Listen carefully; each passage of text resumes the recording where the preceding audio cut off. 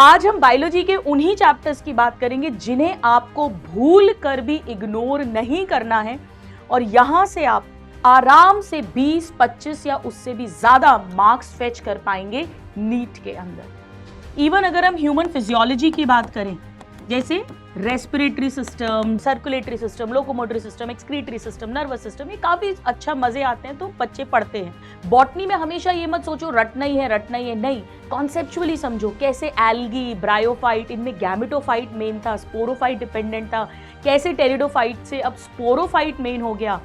Students, आज का session बहुत इंपॉर्टेंट होने वाला है अगर आप नीट एग्जाम के लिए टारगेट कर रहे हैं। हेलो मेरे सभी नादान परिंदों, कैसे हैं आप लोग? मैं हूं डॉक्टर आकांक्षा अग्रवाल, आपकी गुरु मां। आप में से कुछ स्टूडेंट्स मुझे जानते होंगे, जो नहीं जानते मैं बता दूं कि मैं एक MBBS MS प्रैक्टिसिंग डॉक्टर हूं, इनफर्टिलिटी सुपर स्पेशलिस्ट और कंप्लीट बायोलॉजी की faculty for more than 10 years. Students, आज का सेशन बहुत इंपॉर्टेंट होने वाला है अगर आप नीट एग्जाम के लिए टारगेट कर रहे हैं। बायोलॉजी के complete zoology plus botany class 11 plus 12 कि हम उन चैप्टर्स की बात करेंगे जिसे स्टूडेंट्स किसी ना किसी कारण से, कभी उन्हें टफ लगते हैं इसीलिए, कभी उन्हें लर्न करने में मुश्किल होती है, बहुत सारे एग्जाम्पल्स ऐसा लगता है, और कभी कभी उसको वो इतनी इज्जत नहीं देते, इंपॉर्टेंस नहीं देते हैं उस कारण से, और वो इग्नोर कर देते हैं, उन्हें उतना सॉलिड नहीं पढ़ते जितना कि बाकी चैप्टर्स को करते हैं। तो आज हम बायोलॉजी के उन्हीं चैप्टर्स की बात करेंगे जिन्हें आपको भूल कर भी इग्नोर नहीं करना है और यहां से आप आराम से 20, 25 या उससे भी ज्यादा मार्क्स फेच कर पाएंगे नीट के अंदर। कुछ चैप्टर्स ऐसे होते हैं जो हर स्टूडेंट बहुत आराम से कर लेता है ना? जैसे सबको पता है कि मॉलिक्यूलर बेसिस ऑफ इनहेरिटेंस, ये हर स्टूडेंट बहुत अच्छे से करेगा। Principles of inheritance her student बहुत अच्छे से करेगा। ह्यूमन रिप्रोडक्शन, रिप्रोडक्टिव हेल्थ, ये हर स्टूडेंट का बहुत स्ट्रॉन्ग चैप्टर होगा बेटा। सेल बायोलॉजी जनरली हर कोचिंग में, ऑनलाइन ऑफलाइन कहीं भी, सेल बायो से स्टार्ट होता है और शुरू में जोश भी होता है, तो सेल बायोलॉजी हर स्टूडेंट की मोस्टली स्ट्रॉन्ग रहती है। इवन अगर हम ह्यूमन फिजियोलॉजी की बात करें, जैसे respiratory system, circulatory system, locomotory system, excretory system, nervous system, ये काफी अच्छा मजे आते हैं तो बच्चे पढ़ते हैं। इसी तरीके से अगर मैं 12th में बात करूं तो बायोटेक्नोलॉजी सब स्टूडेंट्स जी जान लगा देते हैं, क्योंकि मालूम है कि मार्क्स फेचिंग भी है, इंटरेस्टिंग भी होती है। तो ये तो वो चैप्टर्स हैं which is strong for almost every student. Almost her student के ये चैप्टर स्ट्रॉन्ग रहते हैं। लेकिन कुछ चैप्टर्स ऐसे हैं जो बहुत बड़े नहीं हैं, छोटे हैं, पर बहुत ज्यादा स्कोरिंग है और कई बार वो इग्नोर हो जाते हैं। आज मुझे कमेंट्स में भी बताना कि इनमें से कितने चैप्टर्स हैं जो आप कहीं ना कहीं थोड़ा इग्नोर कर रहे थे। और इस सेशन के बाद, इस सेशन को लेने का मेरा उद्देश्य ये है कि इस सेशन के बाद आपके दिमाग में ये सेट हो जाए कि ये चैप्टर्स जो गुरु माँ ने हमें बताए हैं, इन्हें भी हमें बहुत अच्छे से करना है। ये बहुत स्कोरिंग है, इनमें टाइम कम लगता है और मार्क्स ज्यादा आते हैं। मैं आपको उन चैप्टर्स के बारे में अब बताती हूँ। सबसे पहले हम क्लास 11th से शुरू करते हैं। तो क्लास 11th में लिविंग वर्ल्ड तो ठीक है, चलो एक इक्के दुक्के क्वेश्चंस ही आते हैं। बायोलॉजिकल क्लासिफिकेशन ऑलमोस्ट सब अच्छे से करते हैं। प्लांट किंगडम में स्टूडेंट्स गड़बड़ा जाते हैं। एक्चुअली प्लांट किंगडम में बेटा लाइफ साइकिल्स हैं और प्लांट किंगडम से पता नहीं क्यों डर लगता है। कहीं ना कहीं मैंने ऐसा देखा है अपने सालों के एक्सपीरियंस में कि स्टूडेंट्स मानकर ही चलते हैं कि लाइफ साइकिल स्टफ है, हमें समझ नहीं आ रही है। ये मानना नहीं है। आप जो भी टीचर से पढ़ रहे हैं, सब टीचर्स बढ़िया हैं, उन्होंने आपको लाइफ साइकिल समझा कर एक्सप्लेन करी है। बॉटनी में हमेशा ये मत सोचो रटना ही है, नहीं, कॉन्सेप्चुअली समझो कैसे एल्गी, ब्रायोफाइट, इनमें गैमेटोफाइट मेन था, स्पोरोफाइट डिपेंडेंट था, कैसे टेरिडोफाइट से अब स्पोरोफाइट मेन हो गया।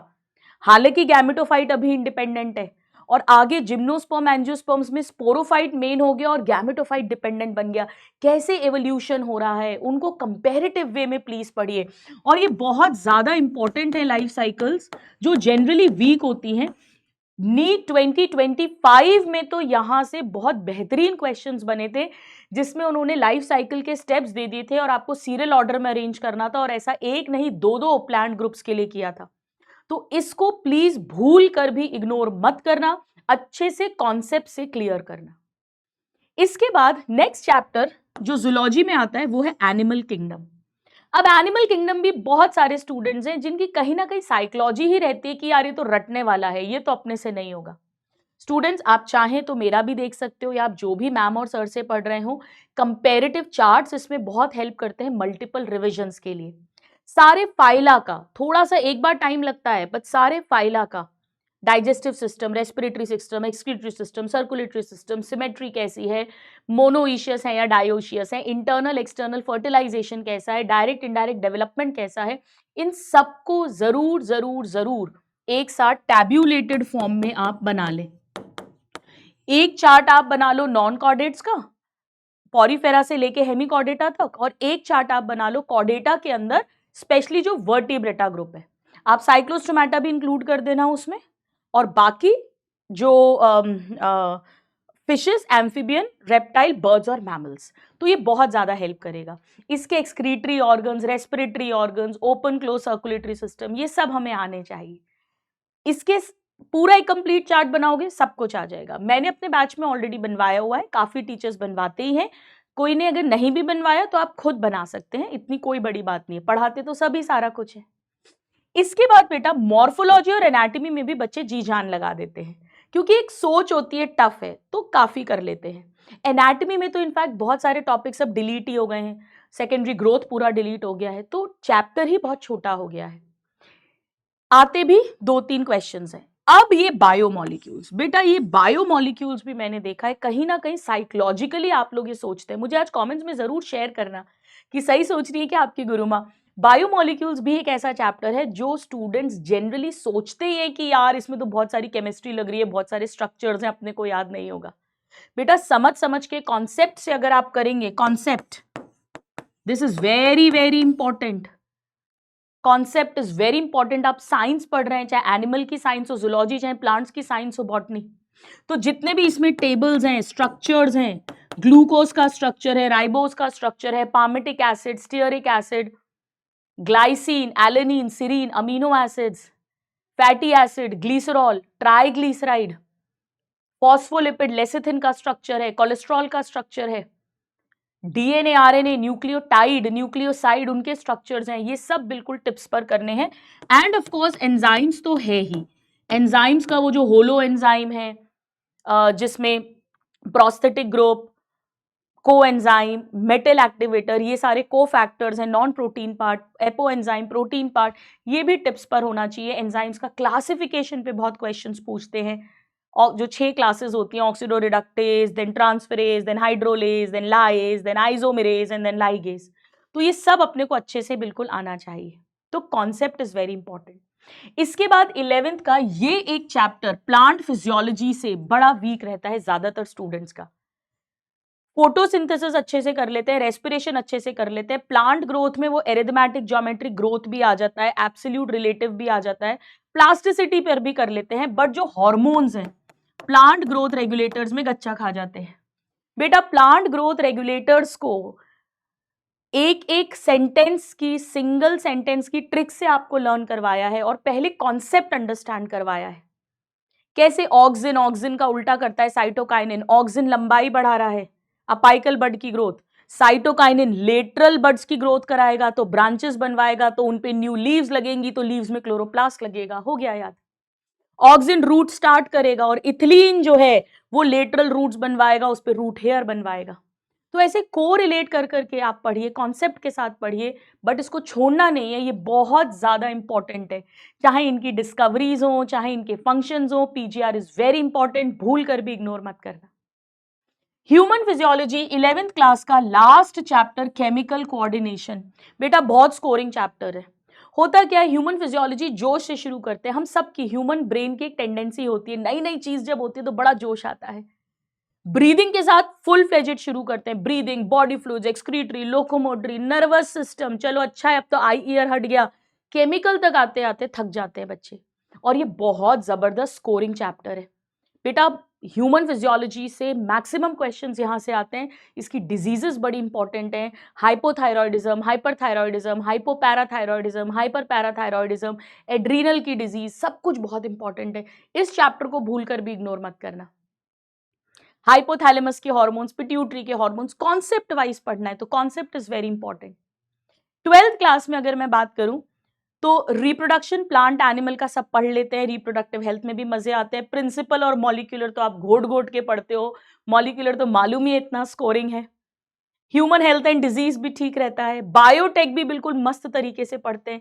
पर ये 3 चैप्टर्स बड़े इग्नोर रहते हैं और ये 3 चैप्टर्स बहुत स्कोरिंग है। इन 3 चैप्टर से मिलाकर ही अगर हम 2-2 क्वेश्चन एवरेज भी माने, कभी कभी तो 3-3 भी आ जाते हैं, तो भी 6 क्वेश्चन आ जाते हैं। छोटू छोटू से चैप्टर है पर बड़े इंपॉर्टेंट है। जैसे इकोसिस्टम के अंदर प्रोडक्टिविटी हो गई, डिकॉम्पोजिशन हो गया, प्रोडक्टिविटी है, डिकॉम्पोजिशन है, इकोलॉजिकल पिरामिड्स हैं, they are very important, very important.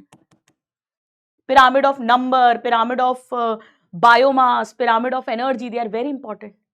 Biodiversity chapter भी बहुत इंपॉर्टेंट है बेटा, जो इसके पाई चार्ट्स हैं, जो इसका डेटा है, जो भी इंपॉर्टेंट डेटा है उसको प्लीज आप एक अलग से रजिस्टर या डायरी अगर आपने बनाई हुई है, नहीं बनाई तो बना लीजिए, उसमें नोट करिए, आखिरी में रिवीजन में बहुत हेल्प करेगा।